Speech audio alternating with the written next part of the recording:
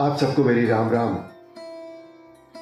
मैं आपको अपने स्कूल के दिनों का एक किस्सा बताता हूं। जब मैं 10th में पढ़ रहा था, उस वक्त एग्जाम होने के बाद स्कूल की छुट्टियां होते ही मैं अपनी बुआ जी के घर चला गया। और जब वहां से वापस अपने घर आया तो मेरे पिताजी ने मुझे बताया कि मेरे एक टीचर घर आए थे और उन्होंने मेरे पिताजी को बताया कि आपके बच्चे का एक प्रैक्टिकल एग्जाम बाकी है जिसकी डेट बाद में आई है, लेकिन वो बहुत जरूरी है, कहीं वो मिस ना हो जाए। यही बताने के लिए मैं यहां आया। उन दिनों मोबाइल वगैरह तो होते नहीं थे ना, और मेरा घर स्कूल से बहुत दूर था, और इतनी दूरी तय करके वो टीचर मेरे घर इसलिए आए थे ताकि मेरा फ्यूचर खराब ना हो। असल में मेरा जीवन बदलने के लिए ये एक बहुत बड़ी घटना थी, क्योंकि मेरे टीचर का मुझसे कोई स्वार्थ तो था नहीं, बस वो ऑनेस्ट थे अपने इस प्रोफेशन के लिए जो इस समाज में सबसे ज्यादा नोबल प्रोफेशन माना जाता है। और उस दिन के बाद मेरे मन में उनके साथ साथ हर टीचर के लिए बहुत रिस्पेक्ट बढ़ गई, जो आज तक कायम है।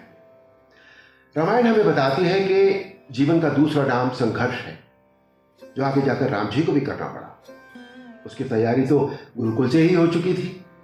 उन्हें शस्त्र और शास्त्रों की शिक्षा के साथ साथ एक आम इंसान की तरह जीवन में आगे आने वाली मुश्किलों से लड़ने के लिए तैयार किया जा रहा था, because nobody knows what the destiny has in store for them.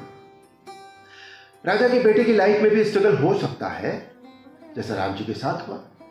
Ram ji जितने अच्छे शिष्य थे, वशिष्ठ जी भी उतने ही अच्छे गुरु थे।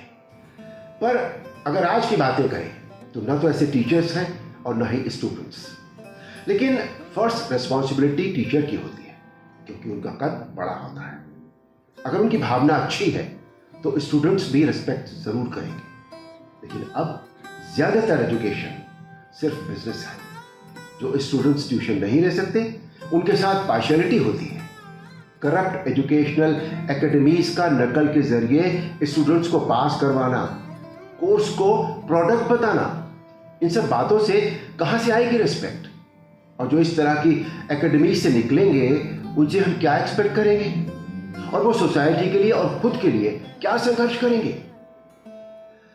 हर इंसान के जीवन में कोई ना कोई गुरु या मेंटोर जरूर होता है, जो हमें एक ऐसा गुर, ऐसी सीख दे जाता है जो जिंदगी भर हमारे काम आता है। लेकिन ये तभी होता है जब टीचर को उस स्टूडेंट में काबिलियत और डेडिकेशन दोनों नजर आते हैं।